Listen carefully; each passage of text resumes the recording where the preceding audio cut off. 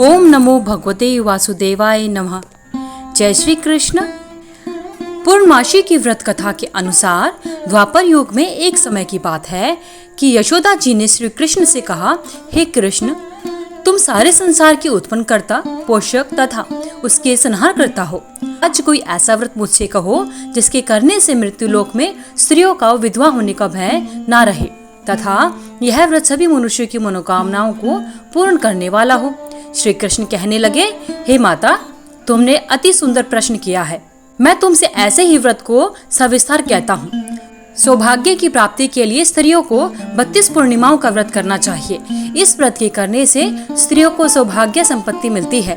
यह व्रत अचल सौभाग्य देने वाला एवं भगवान शिव के प्रति मनुष्य मात्र की भक्ति को बढ़ाने वाला है। यशोदा जी कहने लगी, हे कृष्ण, सर्वप्रथम इस व्रत को मृत्यु लोक में किसने किया था, इसके विषय में विस्तार पूर्वक मुझसे कहो। श्री कृष्ण जी कहने लगे, इस भूमंडल पर एक अत्यंत प्रसिद्ध राजा चंद्रहास से पालित अनेक प्रकार के रत्नों से परिपूर्ण एक नगरी थी जिसका नाम कातिका था। वहां पर धनेश्वर नाम का एक ब्राह्मण रहा करता था और उसकी अति सुंदर स्त्री थी। दोनों ही उस नगरी में बड़े प्रेम के साथ रहा करते थे। घर में धन धान्य की कमी नहीं थी। उनको एक बहुत बड़ा दुख था कि उनके कोई संतान नहीं थी। इस वजह से वह अत्यंत दुखी रहते थे। एक समय एक बड़ा तपस्वी योगी उस नगरी में आया। वह योगी उस ब्राह्मण के घर को छोड़कर अन्य सभी घरों से भिक्षा लाकर भोजन किया करता था। रूपवती से वह भिक्षा नहीं लिया करता था। उस योगी ने एक दिन रूपवती से भिक्षा ना लेकर किसी अन्य घर से भिक्षा लेकर गंगा किनारे जाकर भिक्षान्न को प्रेम पूर्वक खा रहा था कि धनेश्वर ने योगी का यह सब कार्य किसी प्रकार से देख लिया। अपनी भिक्षा के अनादर से दुखी होकर धनेश्वर योगी से बोला, महात्मन, आप सब घरों से भिक्षा लेते हैं परंतु मेरे घर की भिक्षा कभी नहीं लेते, इसका क्या कारण है? योगी ने कहा कि निसंतान के घर की भीख पतितों के अन्न के तुल्य होती है और जो पतितों का अन्न खाता है वह भी पतित हो जाता है। क्योंकि तुम निसंतान हो, अतः पतित हो जाने के भय से मैं तुम्हारे घर की भिक्षा नहीं लेता। धनेश्वर यह बात सुनकर अपने मन में बहुत दुखी हुआ और हाथ जोड़कर योगी के पैरों पर गिर पड़ा तथा कहने लगा, हे महाराज, यदि ऐसा है तो आप मुझको पुत्र प्राप्ति का कोई उपाय बताइए। आप तो सर्वज्ञ हैं, मुझ पर अवश्य ही यह कृपा कीजिए। धन की मेरे घर में कोई भी कमी नहीं है, लेकिन मैं पुत्र ना होने के कारण अत्यंत दुखी हूँ। आप मेरे इस दुख का कोई समाधान बताइए। आप सामर्थ्यवान हैं। यह सुनकर योगी कहने लगे, हे ब्राह्मण, तुम माता चंडी की आराधना करो। घर आकर उसने अपने स्त्री से सारी बातें कही और स्वयं तप के लिए वन में चला गया। वन में जाकर उसने माता चंडी की उपासना की और उपवास किया। माता चंडी ने 16वें दिन उसको स्वप्न में दर्शन दिया और कहा, हे धनेश्वर, जा तेरे पुत्र होगा, परंतु वह 16 वर्ष की आयु में ही मृत्यु को प्राप्त हो जाएगा। यदि तुम दोनों स्त्री पुरुष 32 पूर्णिमाओं का व्रत विधि पूर्वक करोगे तो वह दीर्घायु हो जाएगा। जितनी तुम्हारी सामर्थ्य हो, आटे के दिए बनाकर भगवान शिव जी का पूजन करना। प्रातःकाल होने पर इस स्थान के समीप ही तुम्हें एक आम का वृक्ष दिखाई देगा। उस पर चढ़कर एक फल तोड़कर शीघ्र अपने घर चले जाना और अपनी स्त्री से सारी बातें कहना। ऋतु स्नान के पश्चात वह स्वच्छ होकर श्री शंकर जी का ध्यान करके उस फल को खा लेगी। तब शंकर भगवान की कृपा से उसको पुत्र की प्राप्ति होगी। जब वह ब्राह्मण सुबह उठा तो उसने उस स्थान के पास ही एक आम का वृक्ष देखा जिस पर एक अत्यंत सुंदर आम का फल लगा हुआ था। उस ब्राह्मण ने उस आम के वृक्ष पर चढ़कर उस फल को तोड़ने का प्रयत्न किया, परंतु वृक्ष पर कई बार प्रयत्न करने पर भी वह नहीं चढ़ पाया। तब तो उस ब्राह्मण को बहुत चिंता हुई और विघ्न विनाशक श्री गणेश जी की वंदना करने लगा। हे दयानिधे, अपने भक्तों के विघ्नों का नाश करके उनके मंगल कार्य को करने वाले, दुष्टों का नाश करने वाले, रिद्धि सिद्धि को देने वाले, आप मुझ पर कृपा करके इतना बल दें कि मैं अपने मनोरथ को पूर्ण कर सकूं। इस प्रकार गणेश जी की प्रार्थना करने पर उनकी कृपा से धनेश्वर वृक्ष पर चढ़ गया और उसने एक अति सुंदर आम का फल देखा। उसने विचार किया कि जो वरदान से फल मिला है यह है और कोई फल दिखाई नहीं देता। उस धनेश्वर ब्राह्मण ने जल्दी से उस फल को तोड़कर अपनी स्त्री को लाकर दिया और उसकी स्त्री ने अपने पति के कहे अनुसार उस फल को खा लिया और वह गर्भवती हो गई। देवी जी की असीम कृपा से उसे एक अत्यंत सुंदर पुत्र उत्पन्न हुआ, जिसका नाम उन्होंने देवीदास रखा।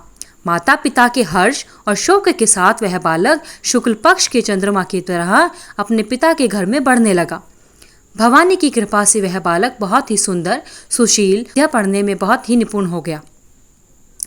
दुर्गा जी की आज्ञा के अनुसार उसकी माता ने 32 पूर्णमासी का व्रत रखना शुरू किया, जिससे उसका पुत्र बड़ी आयु वाला हो जाए। 16वां वर्ष लगते ही देवीदास के माता पिता को बहुत चिंता हो गई कि कहीं उनके पुत्र इस वर्ष मृत्यु न हो जाए।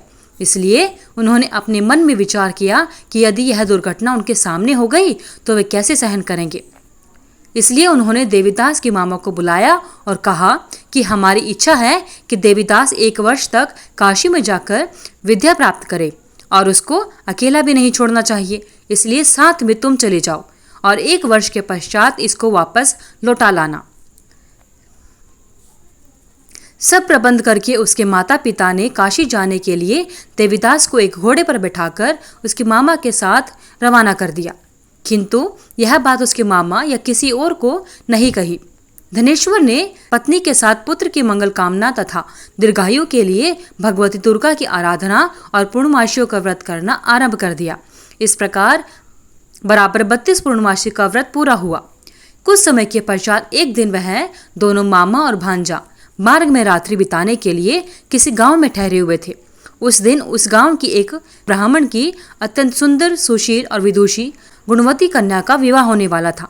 जिस धर्मशाला के अंदर वर और उसकी बारात ठहरी हुई थी, उसी धर्मशाला में देवीदास और उसके मामा भी ठहरे हुए थे।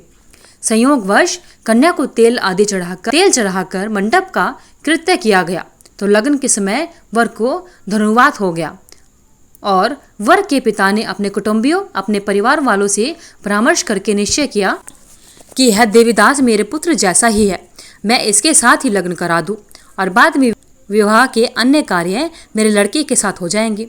ऐसा सोचकर देवीदास के मामा से जाकर बोला कि तुम थोड़ी देर के लिए अपने भांजे को हमें दे दो, जिससे विवाह के लगन का सब कृत्य सुचारू रूप से हो सके। तब उसका मामा कहने लगा, जो भी कन्यादान के समय वर को मिले वह सब इसको दे दिया जाए तो मेरा भांजा इस बारात का दूल्हा बन जाएगा। यह बात वर के पिता ने स्वीकार कर ली।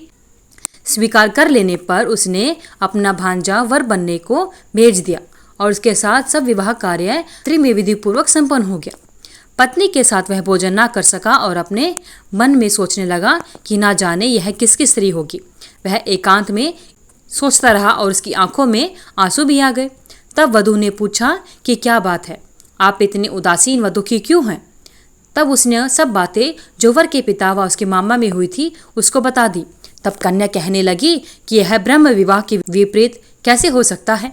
देव, ब्राह्मण और अग्नि के सामने मैंने आपको ही पति बनाया है, इसलिए आप ही मेरे पति हैं। मैं आपकी ही पत्नी रहूंगी, किसी अन्य की कभी नहीं बनूंगी। तब देवीदास ने कहा, ऐसा मत करो क्योंकि मेरी आयु बहुत छोटी है। परंतु वह विचार वाली थी, बोली कि जो आपकी गति होगी वही मेरी गति होगी। हे स्वामी, आप उठिए और भोजन करिए, आप निश्चय ही भूखे होंगे। इसके बाद देवीदास और उसकी पत्नी ने भोजन किया। प्रातःकाल देवीदास ने अपनी पत्नी को 3 नगों से जड़ी हुई एक अंगूठी दी, एक रुमाल दिया और बोला, हे प्रिय, इसे ले लो और संकेत समझकर स्थिर चित हो जाओ। मेरा मरण और जीवन जानने के लिए एक पुष्प वाटिका बना लो, उसमें सुगंध वाली एक नवमल्लिका लगा दो, उसको प्रतिदिन जल से सींचा करो और आनंद के साथ खेलो कूदो, उत्सव मनाओ।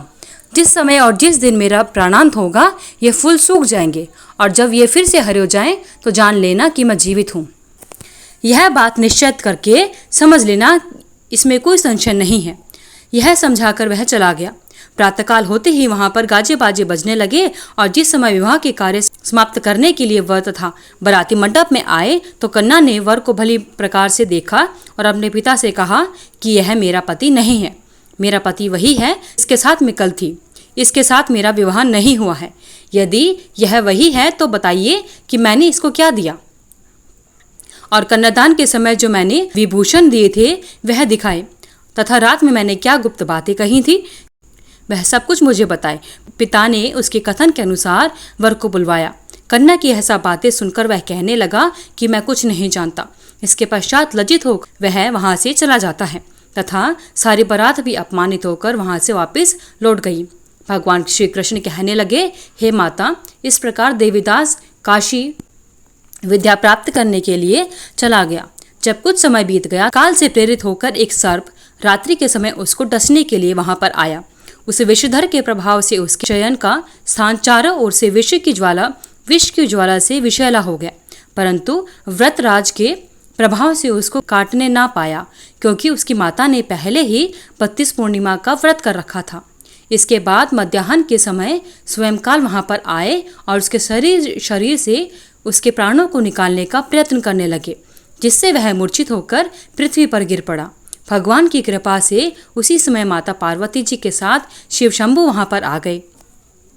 उसको मूर्छित दशा में देखकर पार्वती जी ने भगवान शंकर से प्रार्थना की कि हे महाराज, इस बालक की माता ने पहले ही 32 पूर्णिमा का व्रत किया था, जिसके प्रभाव से हे भगवान आप इसको प्राणदान दे।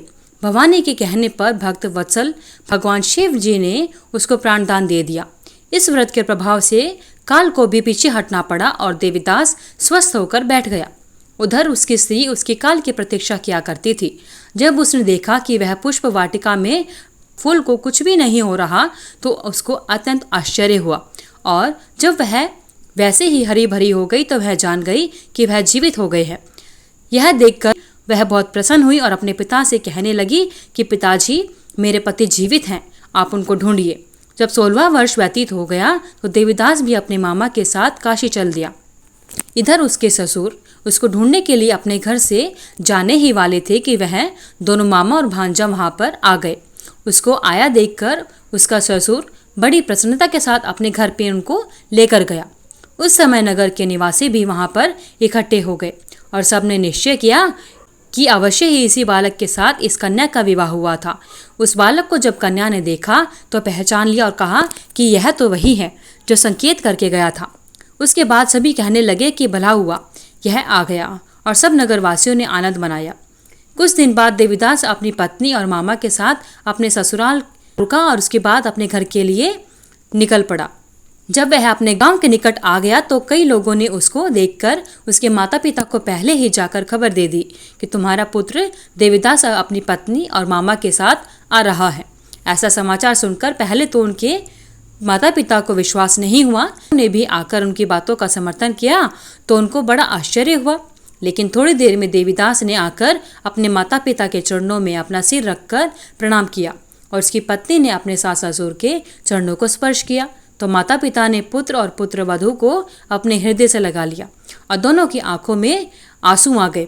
अपने पुत्र और पुत्र वधू के आने की खुशी में धनेश्वर ने बड़ा भारी उत्सव किया और ब्राह्मणों को भी बहुत सी दान दक्षिणा देकर प्रसन्न किया। श्री कृष्ण जी कहने लगे कि इस प्रकार धनेश्वर 32 पूर्णिमाओं के व्रत के प्रभाव से पुत्रवान हो गया।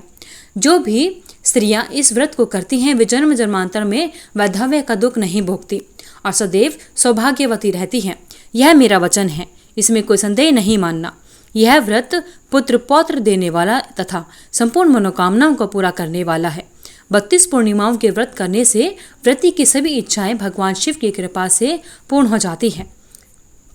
बोलिए हर हर महादेव।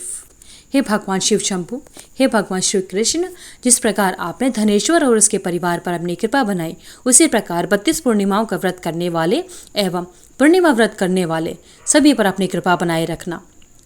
सबको सभी की मनोकामनाएं पूरी करना। धन्यवाद। अगर आपको वीडियो अच्छी लगी तो वीडियो को लाइक करें, शेयर करें, चैनल को सब्सक्राइब करके बेल आइकन को जरूर प्रेस करें ताकि आगे आने वाले सभी वीडियोस की नोटिफिकेशन आप तक समय से पहुंचे रहे। कमेंट बॉक्स में जय श्री कृष्णा लिखना ना भूलें। आपका दिन मंगलमय हो।